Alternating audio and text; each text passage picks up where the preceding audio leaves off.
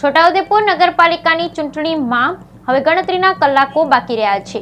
7 વોર્ડમાં 21,765 મતદારો છે।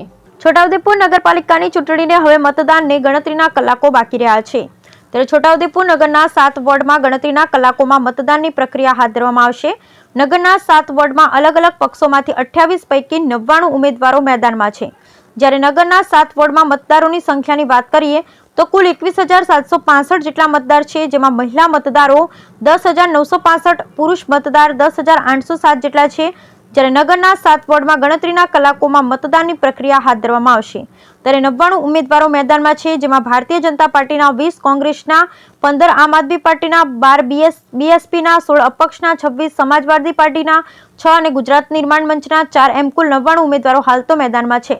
ત્યારે નગરના 7 વોર્ડમાં શાંતિપૂર્ણ માહોલમાં મતદાનની પ્રક્રિયા યોજાય તે માટે તંત્ર દ્વારા તમામ વ્યવસ્થા કરવામાં આવી રહી છે। મતદાન પ્રક્રિયાને લઈ ગણતરીના કલાકો બાકી હોય ત્યારે મતદારોમાં પણ એક ઉત્સાહ જોવા મળી રહ્યો છે। Bureau report Rehan Patel, Chhota Udepur.